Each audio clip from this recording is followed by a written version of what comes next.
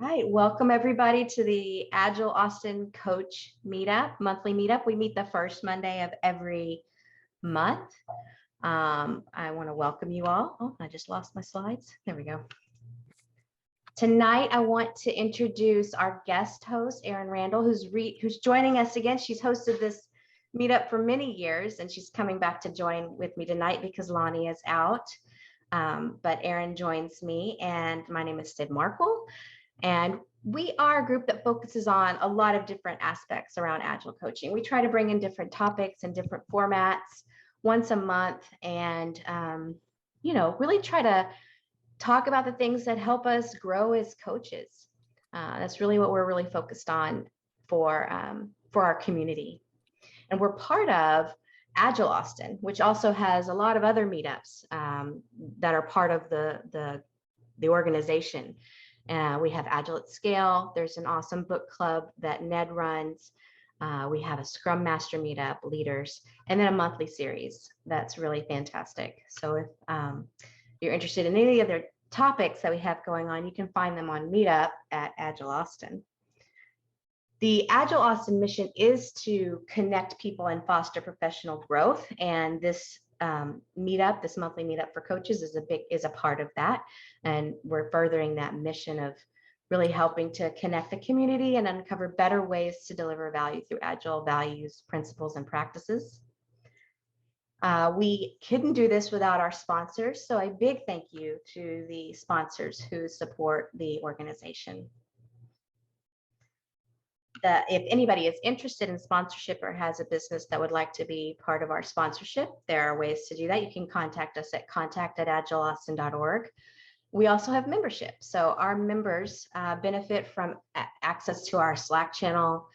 They can vote and sit on the board, and also special events. And we have a big special event coming up next month, which I'll talk about a little later tonight, but our Keep Austin Agile conference is coming up, and it's a hybrid event this year, and we're pretty excited about that. These are our board members this year. They're all fantastic people, and if you have any questions about the organization, you can reach out to any of these lovely people.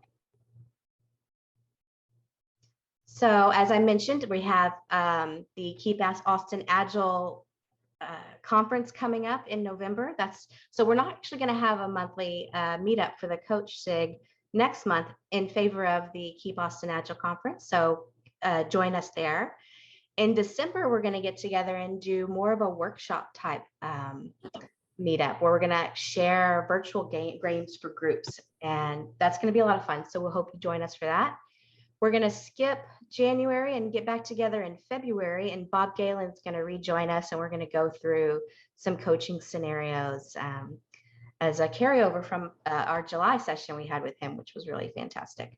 So those are some of the things we have upcoming. But for tonight, I'd like to ask Erin to help me introduce our panel. We have a wonderful group of people who are here to help us talk about the topic of coaching the person, not the problem. And I think let's get that kicked off, Erin. Okay. Well, I'd like to welcome, number one, all of you who are attending, but also these 6 people we asked to be panelists for tonight. We have April Jefferson. So April, if you could also wave at the moment so people can see you right there. Kai Delumpa. Kai, you can wave too, or play the guitar, your call. Huy Nguyen, who's joining us also from the Northwest. Oluf Nissen. Hello.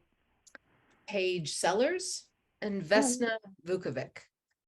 All of these people are experienced coaches, Agile, ORSC, Coactive, lots of different credentials, but most of all, so much experience in helping to coach people and helping people really step into their own magnificence and the like. So these 6 people here tonight will be discussing the aspect of how do we coach the person and not the problem. Are we out of slides too, Sid? Well, we have more for later, but now let's get into I'm going to spotlight our panelists and we'll get into our discussion. Yeah. And while Sid is doing that, everyone, the reason for this topic is for many years now, I've been also hosting, facilitating Agile coaching circles. And one of the problems that we've seen come across time and again is people coaching the problem and not the person. And this is what caused me to say, hey, Sid, what about doing a big panel discussion? And we went and found some of the best Agile coaches we know to really help dig into this topic and the like. So that's how it came about, was from real world experience of seeing so many people fall into that aspect of coaching. So with that, everyone, what if we just opened it up with that very first question of what does it mean to you to coach the person, not the problem?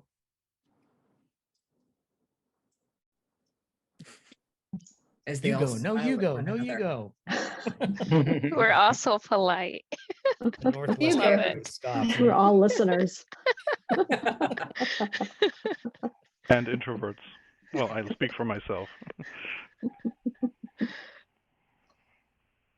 Well, someone please be brave though. So And I'll step go. in. I'll Thank go. you. And if you ask me twice, I'll never say the same thing twice. So that's why I guess we're recorded, right? So for me, when I noticed right away that there's a difference between coaching and consulting. Mhm. And when it comes to coaching the person over the problem, that people want to fix and they go into consulting. And this is, I find this is important because for when you're doing that, you're bringing in a lot of assumptions, but you're going to get into the conversation, all right, about people. Coming from a even slate, carrying no assumptions, coming through curiosity, I think you function as a coach that's more open and can truly support them in how they might need, because that could be different, because everyone is not the same. And I think that's probably I'll just start from there. And because there's more to be said, but there's also all these other awesome voices. So I'll build on what you were saying, April, because it's really, to me, strikes at the core of the difference between coaching, consulting, mentoring, and so on. When I'm in the stance of a coach, I believe the person that's sitting with me is naturally creative, resourceful, and whole. Some of you who have gone through Coactive have heard that. But I really have to believe in their magnificence and their intelligence and their ability to get to the problem, to the root of the problem themselves. And sometimes the unlock is really maybe some underlying assumptions they might have about themselves, some self-limiting beliefs, and so on. So it's important for me to coach the person in a way that they're able to get to a solution, because that's really where the magic lies, and that's where the sustainability and what I call the stickability of whatever solution comes up happens. So that's what I see as coaching the person really means to me, is that they're fully capable of being the author of their own answers and solutions. amen. Other voices. Sorry, did I speak at the same time? Do you want to go, Paige? Go ahead, Vesna. Oh, thank you. I love metaphors, and actually I just kind of picked this image spontaneously tonight. And the way I see the topic is really the client sees the problem in their own way.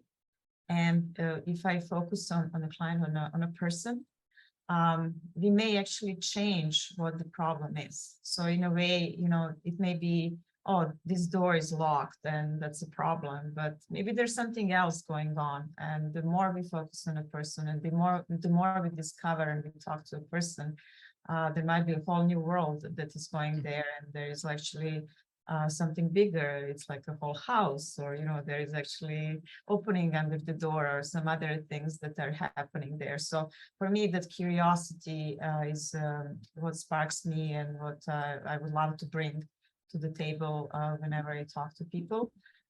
I do have a tendency to do solutions. I come from a software engineering. I used to be a developer.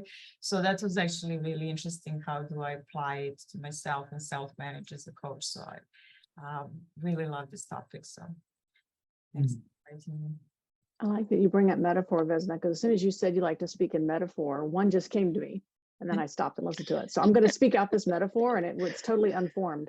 I was busy listening to you. If I work with someone and I tell them how to fix their problem, besides, I'm not going to repeat anything that April or Kai or Vesna said, because they've already said why that may not be the good case. It's kind of like, so I have a certification in yoga teacher training, but I don't teach yoga. So like someone's doing some pose, and like maybe they're doing a pose, and then I might say, oh, your arm has to go this way. So I might move their arm over here, or tell them to move their arm over here. But what's really happening is that they need to lift the arch of the foot. And the next time they do the pose, they're still going to be there. They just keep, having you do this. Now there's a break of the shoulder, and things are disconnected. And so things can be disconnected if I just focus on the problem and tell them how to fix that problem. What the root cause is that makes the problem appear is still there. And it's just going to happen again and again and again. It may be in different forms or in different situations, but whatever is causing that problem in their life, or whatever way they're dealing with it, will not be rectified. I think as much as we want sometimes to go to the convenience area of solutioning, it's actually we can cause more damage there, because the person that goes out of the session went in a numbing position. So we actually need to teach them how to fish if we want them to be able to do things on their own and to do the relearning for the future, and actually help them, rather than sending them with a solution, as Paige just mentioned, and give them the tools. I think I'll follow up on that. I think, Liat, I have a slightly different angle on it. For me, it's much of, I'm very much a believer in more and more, the more I get into this work, to me, the phrase that the coach asked, the yourself as the tool rings true. They're deeply resonant. That at times when I have run my own coaching circle, like I'm running my own coaching circle where I work now, with the coaches that I work with. And I've noticed that a lot of times, especially Agile, I say to some of my friends that Agile is also a traumatic response to how engineers have been treated in the past. And so when somebody comes to, when the first thing they reach for, and they reach for a solution, where is that coming from? What are they projecting? Are you generally present with your client when you're offering a solution and you're consulting? Or is that some sort of need of your own that you're not aware of, right? That is speaking up, that you as coach need to be seen for your solutions. And it's a challenging question, because I feel like the coaches I really admire have done, to some degree, their self-work in some way, that when they're fully present, they're present with the client. They're not trying to offer solutions. They're fully there, and then they're not inadvertently projecting their own needs or some conflict that they have of themselves, because they've understood themselves in some way. So I think in a way, for me, it's sort of like when somebody's coaching a problem, like, for the sake of what are you offering that solution? For who? And to challenge oneself and say, like, is that out of my own need to feel I'm offering a solution? Or is that, are you present with your client in that way, right? Fully present and truly not having an agenda. And it's not easy, And sometimes I think the other side will ask, sometimes as Agile coaches, we have to step in. This is where I say we're different than professional coaching. Where at times we have to stand in the fire with our clients. We have to be there with them. And you're not doing this vicariously, right? And yeah, I'll leave it at that. I think Olaf. what's really good about that, real quick, is to simply indicate is that as a coach, we can step into we may step into that consultant, as you just indicated, but going right back as soon as possible into that coaching stance. That's right. That's all. Like how much can you let go as a coach? How much can you let go of consulting? Can you fully let go? And because in a way, if we're not careful, we actually impede the growth of our client, right? Because then now they become dependent. Hey, April, I can't figure this out. Can you help me out? April, I can't figure this out. What do I do? April this, April that, right? And it stifles their own development in a way. Like that, because if we become the coach that needs our coachee to have a problem, like is the coachee coming to us and we're we're gonna have a session and we assume there's a problem. We assume they're coming with a problem, and then we've been asking them, what do we need to work on today? That's assuming right. the problem. Do we get the problem right? Are they telling us the right problem? Or maybe there's some. Is there even a problem there, or maybe there's something else there. So I feel like this is a good time to bring up another question around, as coaches, hold on, I just lost my train of thought there. Why is it that we fall into this trap of coaching that problem, not the person? Why do we? And I've heard you start to address it, but I'm hoping to tease it out a little bit more. You want to give it a shot, Olaf? Well, we are smart people, right? We've got lots of experience, lots of learning to share, and oftentimes the people that hire us actually pay us to solve problems, or from their perspective, they pay us to solve problems. And even with all the knowledge that we have of, we probably shouldn't be trying to solve problems for people, there may be pressure that we are under that leads us down that path.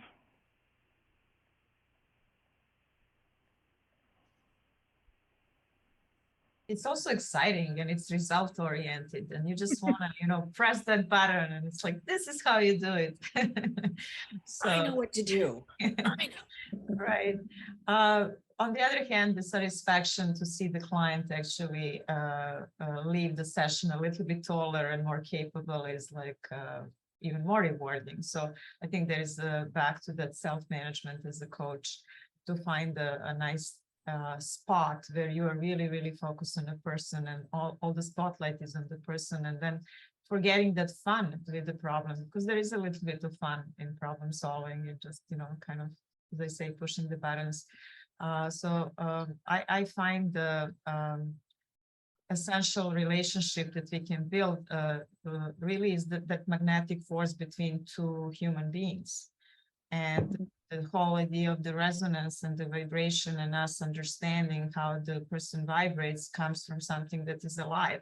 And problem is just a problem. It's not a live thing.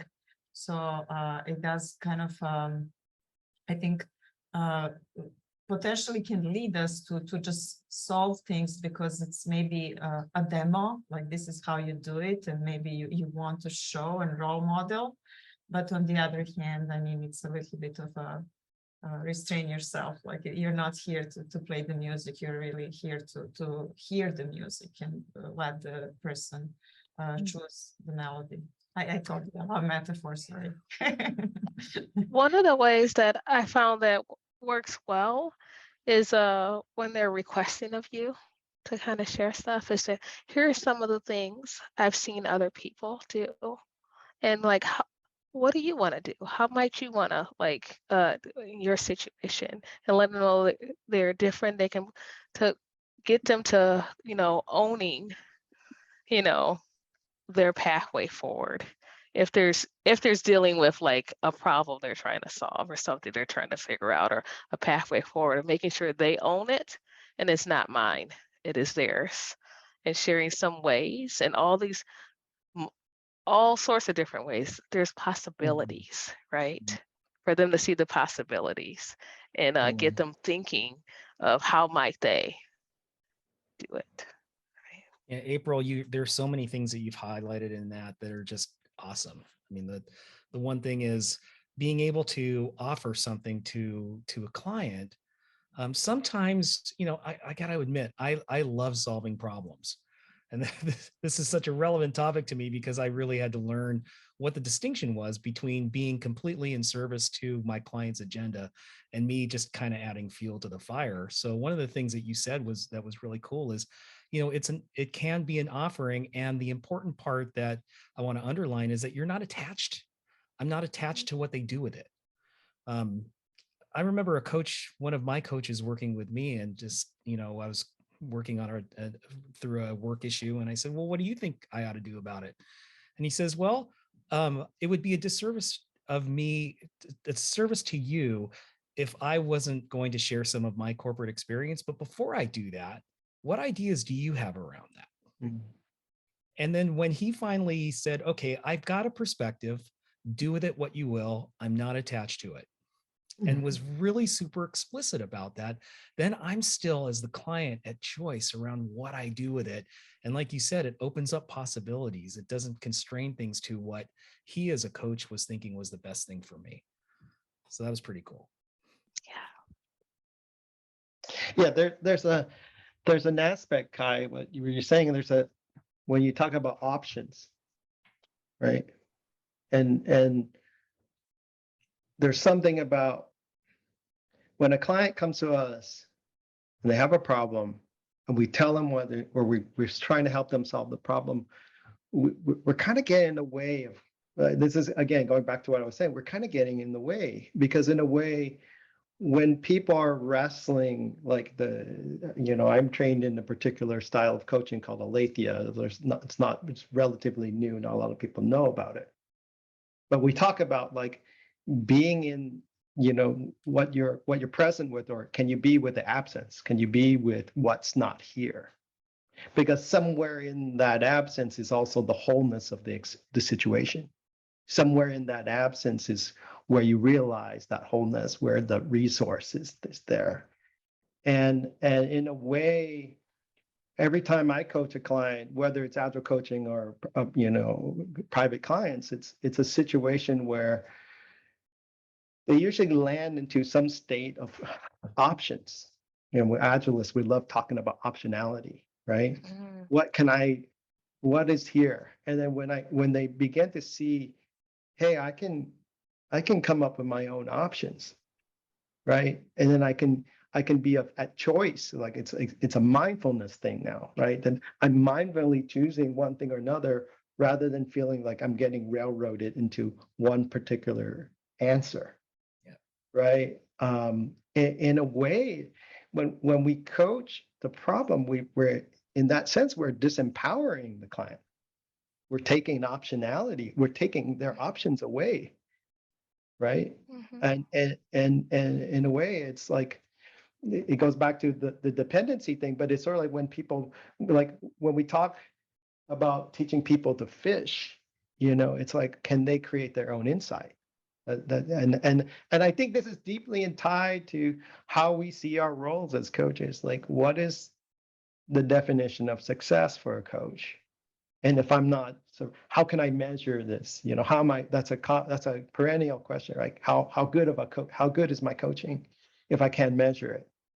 I can measure results, right? But if I'm measuring the people's ability of insight, that becomes this. There's a little bit of a struggle professionally there too, that we can't ignore either. But that's kind of where my mind is on a lot of this stuff. As an agile coach, some of the things I notice is that the leaders, the teams, whatever, up and down the organization, whoever we're coaching, that like we know by the fruit that it bears, right? And some people, their behaviors, their habits, their results change. And I don't need credit for that. I don't need the pat on the back from them. And they'll likely not give it to me. Some people will, some people won't. And that's okay. And I look at it as that the fruit, right? That's how we know. That is so hard, though. I mean, good for you that you can like detach from all of that. But like, for me, at the end of the day, somebody's still going to give me a performance review, right? Yeah. So can I completely detach from that in the Agile coach context? I don't think I can. Or not even just a review, right, Oluf? I mean, it could be, am I going to get my next contract? Where am I going to get it from if I can't show results?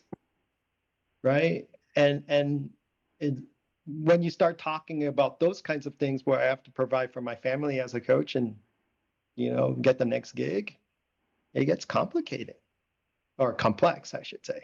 Right. Mm-hmm. So I've been hearing a lot around the rigor of self-maintenance or self-management when coaching, these specifically, stepping back into, before I tell you what I would do, I really want to hear what you would do, and admitting it's difficult. And yay, Ola, for, being so honest about it. I love that I hear that there. To kind of continue in this vein, as coaches, what do you do when a client returns to the same problem over and over again? What comes up for you when that happens? I think that I'll just start with this one because I was thinking about this maybe even when we talked last time when we were preparing for this. Something I do is I want to talk to the client about how they're complicit in creating this problem. Not responsible, I'm a bad person, I'm an evil person, but how are they complicit in creating that which they do not want? Because we all kind of do that. We all kind of create things, I don't want that. And there's a lot of gold in knowing what somebody doesn't want. And maybe this is going to, we went about like, what people can't be with. What do I not want? And so let me just give an example and maybe that helped me talk through it.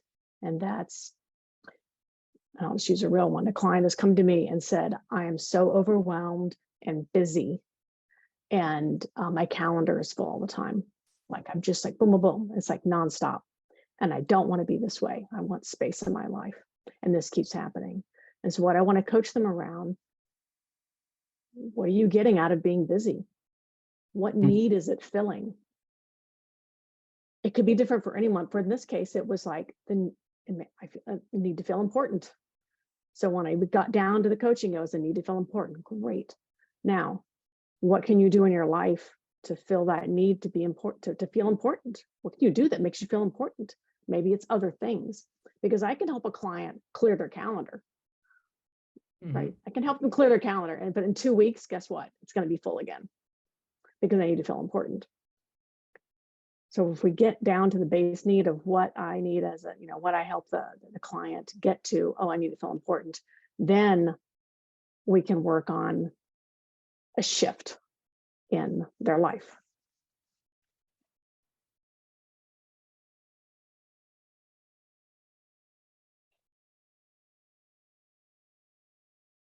Other voices, what do you do when the client comes to you over and again with the same problem? And by the way, Paige, that was a beautiful answer. Thank you. I mean, there's a couple of things that comes to mind, and even from the beginning, when we meet the person, we want to introduce ourselves and ask for the permission to kind of dance in the moment and collaborate on working through the issue that they identify. And as we introduce ourselves and if we try different things, we do want to show them that they are participating. And then obviously, sometimes can feel a little bit sticky and stuck. But if you kind of remind them that we are here to get unstuck together, we can use methods like, rephrasing, playing back at them.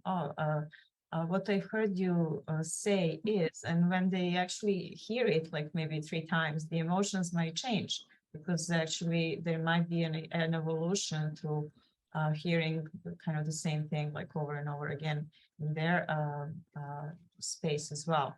So I think there is a power in mirroring, and there is a power in questions that we can bring, and there is a power also just being there and listening, creating that safe space that it's also okay. Like, we are not going to judge them if they, even repeat it 3 times. It's not, that's not ours to judge, but it's more around providing them opportunities to feel the emotion of the moment, and what is it that they feel at that moment that maybe makes them feel stuck.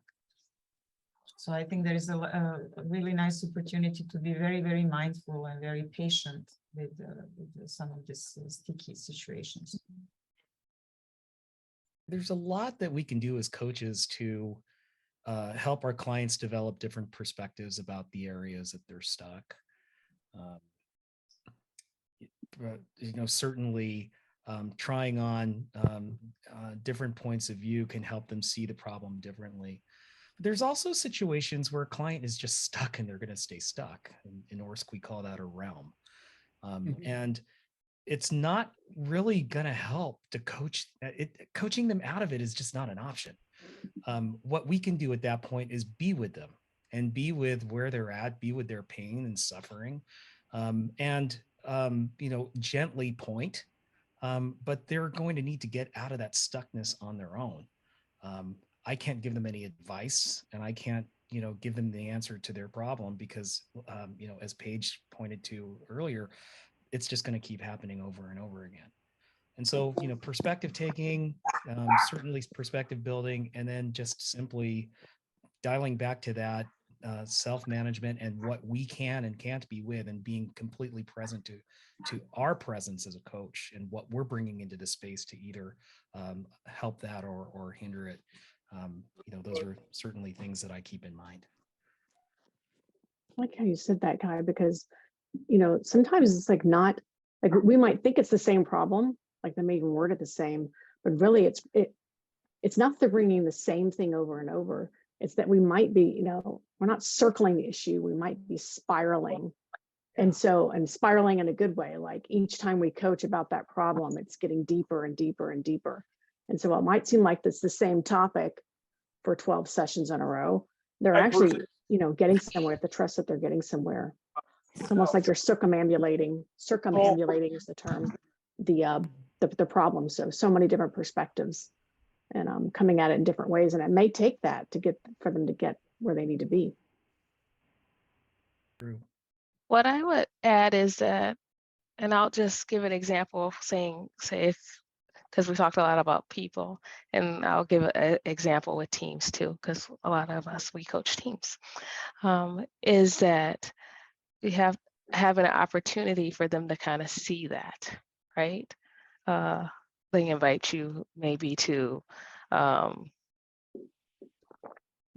peer in to their retrospective or something like that, and mention like, hey, for weeks and weeks, the same thing just keeps happening, right? What didn't go well, and they've ignored it, right? Or they've maybe took action items and they've never followed through on it, right? Sometimes, like as a coach, we ask like, what do you need in this moment, right? Where they articulate. And sometimes they want some candid feedback, right? And to be able to take that moment to share those things so they can make a decision like, oh, this is what I see and what I notice. So they can have an opportunity to say, oh, for them to explore that and problem solve on it. Because sometimes they don't know, even though it's plain and it's in plain sight. They may not recognize the behavior, the action, or whatever the thing is. and they need us to say like, hey, you know, you're wearing red, right? And they don't realize they're wearing red. For them to be able to unpack, you know, and figure out how to move forward in a different way for themselves. And also having curiosity. They're having the same problem. Maybe they're experimenting and that experiment failed. And sometimes people don't know when to move on from an experiment, right? For them to kind of take a moment to unpack that, to see, to make a decision, right? So. I'm thinking, like, kind of to follow what you're saying, April, there's a aspect where I'm beginning to realize stuckness is our good old friend, right? Seeing people getting stuck, right, repeating it over again. And I think there's for me, I'm immediately changing how I think of it when I see people in stuckness. Oftentimes it's not them. mm-hmm. Oftentimes they are an actor, you know, giving them the best benefit of the doubt, but sometimes it's the system that's getting them to repeat the same mistake over and over and over again, and they don't see a way out, right? And or they don't, like, I'm a huge fan of cognitive science by John Vervaeke. Everybody who knows me knows that I'm crazy about him. And he talks a lot about, like, the concept, which is an old philosophical concept going back to Merleau-Ponty, like optimal grip or maximal grip is the word. Like, are they gripping the situation with the right perspective and distance? And sometimes you're too close. You don't see the answer, right? And oftentimes coaches too, me too, as a coach, I have coaches. I have actually multiple coaches. And it's like, I go to my coaches so that I can get a better sense of self and my perspective. Am I too close to my problem? What's the right frame? What's the right distance I have to take? So it could be internal, right? It could be where if I see a client repeating behaviors, could be a stuckness they're experiencing with themselves, internal to them, and they don't know how to get out. And how do we help them realize and explore that, to go through that discomfort? Other times, like in Agile coaching, if I'm looking at an organization, I want to look at it systemically. Where does the organization, in the way it's structured, promotes change or devalues change? Is it reinforcing? Like, if I go and you go through a great coaching experience with me, and you find all this insight about yourself, and you go back into the office, and the office just reinforces the same conditioning. Conditioning comes up here, right? It's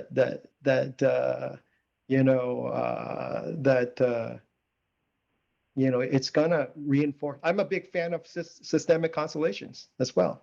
You see that, right? You see that when there's a void left by somebody, and the next person comes along, oftentimes just fills the same void, becomes that almost like a ghost of that situation, or the ghost of that person is still missing, right? And then history repeats itself because the system is evoking that.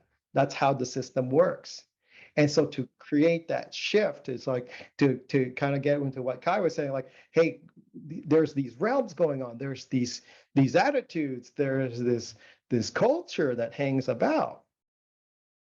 And then what is that? How does it want to shift? How does it want to evolve? And then the other question is, how are we supporting the change with new structures? So, like, Vervaeke will talk about the agent arena relationship. That we are the agents, we are the people, or the person, our client is the agent, and they're in arena and they're lost. They're not gripping their problems, and they're just stuck or lost in the forest in some way. And transformation occurs when the client, as the agent, is able to change the arena. The arena turns around and changes them. That creates this reciprocal loop, right? Okay. So that's how you break it. but how do we help them find that? Is the question. So I'm hearing lots of different things here. There was, Paige's word of complicit, Vesna's coming in with, metaphor and the like, we's over here with John Vervaeke, and we're hearing, Kai, those aspects there. As a coach, though, are there specific kinds of questions that you want to use with clients so that you are not assuming a problem? Are there specific kinds of questions you use or stay away from? Are you talking about sort of in the context of the coaching session as we approach the beginning of the,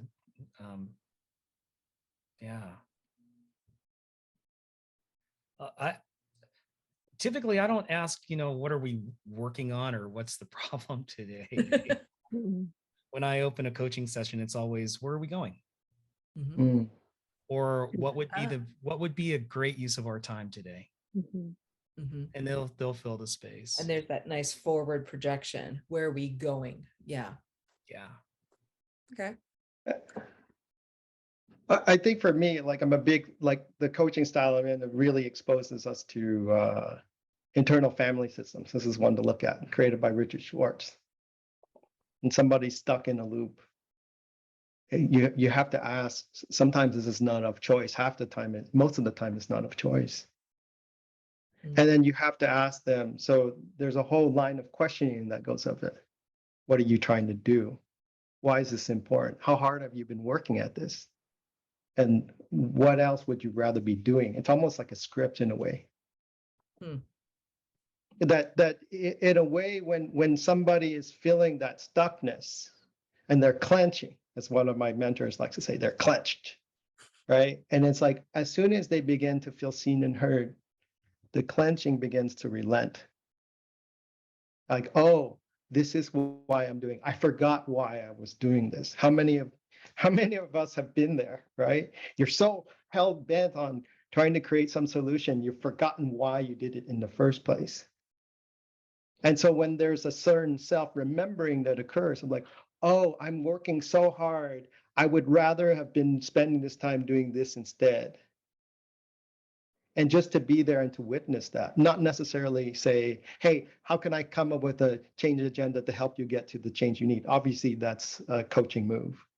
Yeah. But that you just to be there with them in that. To just, I like to use, what is it, Inside Out, that Pixar movie? And that's a great movie, yeah. The scene when sadness is sad, and then I forgot what the elephant, the imaginary character, and sadness is like, I'm just gonna be with you. Yeah.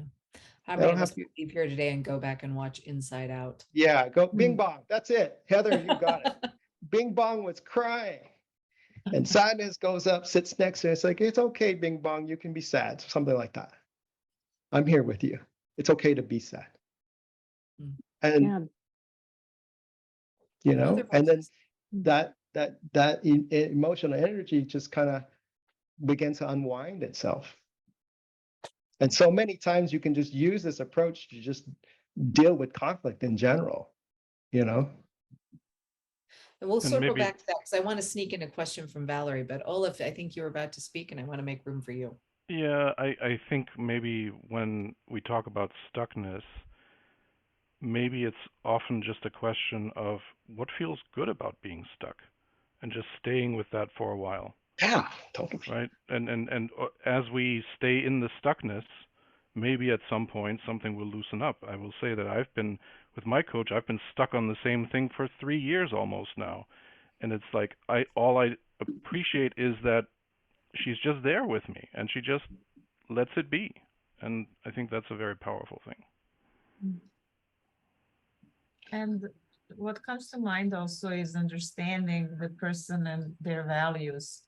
What is it that they care for and who they are as a person that somehow brings them to this point in time and this crossroad, and where are they going? Like, what are their goals? So by actually kind of zooming out a little bit, like, tell me a little bit about yourself and what do you care about, and just to understand what is this person really about. Sometimes helps them also see for themselves that this is maybe less or more important for them, and then they can choose for themselves how to attack it, right? Because they do know more than us.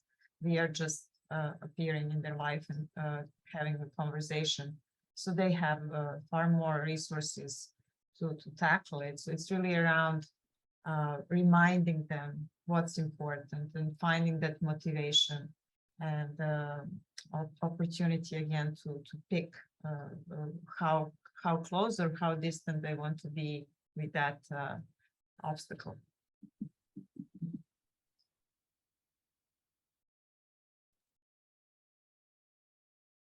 Voices we haven't heard.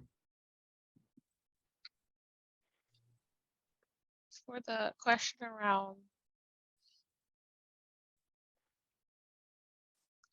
I'm so sorry. let's start off around the problem, or did you want to put a question from the audience? What were you looking Well, I'd ask the question around, what kind of questions do you use as a coach to not assume that there's a problem? But Valerie, and I think you've also been answering what Valerie posted over in the chat, as a coach, how do you help clients to let go of perspective or fear or stuckness? And I think that's been coming in too. One of the things that I do is to ask, how do you need me to show up in this moment? I've also invited people to kind of get a pulse of where everyone is, like icebreaking, like one icebreaker that I use even with friends. There are things like people share I could talk about, right?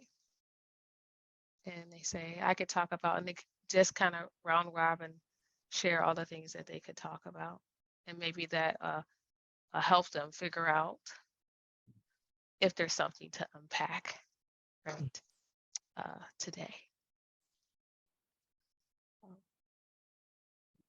Around fear or whatever it is, I try to allow them to name that themselves and unpack where it comes from. That's powerful, naming it themselves and unpack where it's coming from. Wow. Yeah. Anything that hasn't been said then around either questions that you might use or types of questions you might or might not use around assumption of a problem, or just helping clients to let go? There's a thing that I haven't nearly studied enough yet, but the thing that comes to mind is clean questions. Helping someone just explore and build their own metaphors for what's going on. So like if you're feeling stuck, like what kind of stuck is it? Yeah. And then is there anything else about that stuck? And just using their language to go deeper and deeper and figure out what does that landscape look like inside of them. And Vesna, I'm imagining that you in particular would love clean language and clean questions just because of metaphor. Yes, but similar like Oluf, I am only beginning to learn about it. What I think I'm doing when I'm looking for a way what kind of questions to ask, really peeling the layers, again, asking the questions, what do you want? What do you think this is happening? Really articulating what's going on. What do I see that they're actually saying? Again, mirroring back to them that what kind of problem do I think they're talking about, and then asking them, is this the problem that you're talking about? Is this still the problem that we're discussing? So really wanting to spend a lot of time on understanding that what is the agenda, and then giving them as much time as possible to zero in. Yeah, that seems to be the agenda that I'm working on today. I think that articulation is important. Like, tell me a little bit more. What do you want? What does it mean to you? You know, what will make you achieve when you solve that problem? How does it feel when that problem is solved? So I think we just peel layers on the issue itself and all the emotions that it brings. Yes, I love that, Vesna, and definitely clean language with bringing in a lot, I would say empathy mapping. That, you know, what do they hear, feel, see, think? What are they doing around that? Is bringing that in as well. I do a lot of work around with clients up front around their values and purpose, around their inner leader, around their inner critic. So questions around that bring in their values and bring in their purpose, and how aligned they are, and how on purpose they are always really effective to bring them back to what's most important to them and what they're tracking to. And then finally, a big one is speaks to what Vesna was talking about. What do you want? It's like, what's the vision that you have for your life, for your work, for your leadership? How are you, what do you want that will point you in that direction? And again, like you had mentioned earlier, Aaron, it's got kind of this forward looking movement to it. And you can only invite the client into that conversation. I find that usually when we get back to what's most important to them and their purpose, they really start lighting up and taking the first steps on their own. It sounds like you use values and purpose then as a way to help them get themselves unstuck. Yeah, definitely. Yeah. Definitely bringing them to, as Kai is saying, what's important about this right now. Keep helping them be in the present. And sometimes it's not the question we're asking. It's and this is like a little bit to what April was saying. It's articulating what we're seeing and using their words. Yeah, this is hard. Shut up, coach. Wait, let them talk. And that's a great acronym, Paige. Wait. Why am I talking? Well, I need to talk for just a tiny bit here because we are drawing to a close, believe it or not. And I wanted to thank everyone who posted things over in the chat, especially Heather for reminding us all that it was Bing Bong that we was trying to remember there. But I wanted to give each of you kind of just 1 or 2 minutes at most. What point would you like people who've been either attending here tonight or watching later online, when coaching the person, not the problem, what do you want them to remember? What are your sage advice words?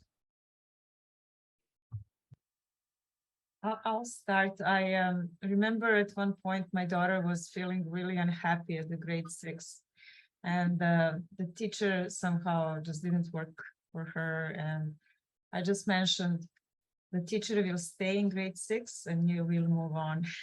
So it's kind of like, I need you to remember that this is just a stage and this is maybe a problem that you're facing right now, but you are the person who is like evolving, right? So we can apply this obviously in our families, in our lives, and to ourselves, and it's an important kind of relationship building perspective, I think, regardless whether we are professional coaches or parents or friends, we do want to give that attention to the people in our life. So it's really helpful and finding that kind of heartiness to like be patient and remind people that they have it in them to move on, right? Even if it feels like really, really hard. Thank you, Vesna. That's beautiful. I think I'll just go next. For me, I'll go from the experience of being coached, and hopefully I'm giving this to my clients, but for me, the greatest gift that I receive from my coach is being fully seen and heard, like vulnerably fully seen and heard. And because of that and the relationships that is created, no matter what I bring or my problem or issue or celebration, whatever it is, I know I can move through it. Even if at the moment when I think I can't, my coach is with me. And so I know that with my coach, everything will be fine because I feel completely empowered by my coach. And so when that, to me, that's just the greatest gift, is see your coachees, your teams, those groups of people as humans, and just give them the gift of being fully seen and heard.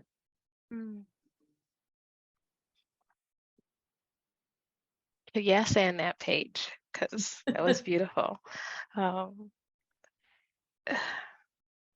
needs to be an agreement to be coached. It's an offering that can be accepted or rejected at any time. And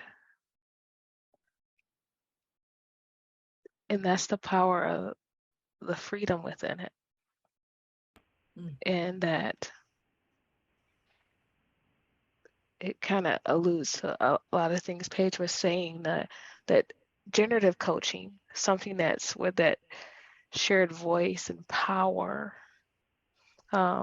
is an identity is very important. You're not above them.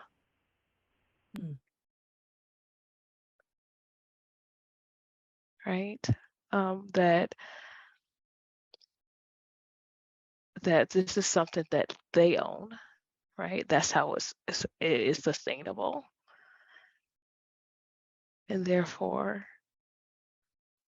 your solutions don't hold weight. There's something that they've created and uncovered and unpacked and all that ish, right? That's a part of that process for them. That's what's important for them to progress and how they might need to. Thanks, yeah. All right, gentlemen, bring us home. Oluf, you want to go first?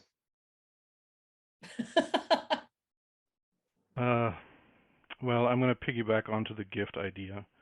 I think for me, the biggest gift that we can give someone else is our time and our undivided and unbiased presence. And I think that is what coaching is. It is unbiased, unwavering presence. Whether it's trying to solve a problem or not, you're just there with another being, and you're not going to get that time back. That's the gift. Yeah, no disagreement. And I'll try to attempt the biggest yes and of them all, right? Which is also like, consider also not just being with the client. If they're in that stuckness, look at the system that they're in. Sometimes it's also that we don't exist in a vacuum, right? Look at the arena, look at the environment, look at the ecosystem they're in. Look at how that has an effect on them, and maybe help them also be present in that as well, right? We as Agile coaches and Scrum Masters have a special gift that no other coach has. We are in the environment. We are in the belly of the beast, right? And we can be in the fire with them, and to help them see, like, not just voice their fear about what's going on, but sometimes the system itself has a fear, and to ventilate that, or to make that seen, to make that feel heard, to let that also resolve and let that come to the forefront. That to me is where we can do something quite special. And I've been fortunate to see it a few times myself. And it's something that should be also considered along with all this great advice. All right, Kai, we're going to look to you. Oh boy. When I'm over there with my client, I'm not sitting back and ruminating on what my experience is of what they're saying. And I don't get tempted to solve their problem. So it's, for me, it's about the presence, and we've all touched on it in some way, but it's about allowing the client to hold the agenda for the session, about being with them and help them to be with whatever the hard stuff is, even the stuckness, because there's a lot of rich wisdom in there. And then for me is really when I am able to see my client as a magnificent human being, then there's nothing to fix. They aren't the problem. Their issues are temporal. They will eventually get to what they need to get to for their lives and their work to be on track. So, yeah, that's the kind of the coaching that I hopefully can bring. Everyone, thank you. This was April. I'm sorry, I spoke over you. I just said love it. Sorry, I'm doing Okay. the yes and whatever, the accolades. So Sorry. everyone, this kind of brings us to the end of this discussion. And I just wanted to thank everyone, because each one of you, I reached out to you and asked if you would be willing to do this. And it was an unequivocal, enthusiastic yes. And so to take part in something like this is really meaningful, I think, for our community as a whole. So thank you for doing this. All right. And Sid, I think this means it's time for those final slides. Yeah. We'll let everyone go eat dinner and pet their cats. Yes, I just have a few things to leave you all with. And I too want to say thank you. That was, I don't know, just such a full conversation. I just feel really filled up, and I appreciate everything that you all had to share tonight. I just want to share a few slides, just one more slide, and then say thank you for the night. I wanted to do a quick plug for our conference that I'd mentioned earlier. We do have a conference coming up next month in November. Our Agile Austin members get a discount on the rate. But I believe, Aaron, you're actually even speaking at you have a keynote, or what? You're not a keynote, but you have a No, I'm speaking in the afternoon. That's right. So if anybody wants to talk about monkeys, come see me. That's right. Aaron has a great presentation on monkeys, which have a lot to do with Agile. Right. Yes. I'm really excited about that, Aaron. But we hope that you'll join us. It is a hybrid conference. So if you're not in Austin, it's okay. We're going to have stuff for people who are either close or far. So we hope you'll join us for really awesome, healthy discussions similar to what we had tonight. So with that, I'd like to just thank everybody for attending. We couldn't do this without you all, the people who come and attend and talk with us and build up this community. And it's a really special space. So thank you so much. And I hope you all have a wonderful evening with your cats and your dogs and your families. And thank you again, panelists, for joining us tonight. It's been fantastic.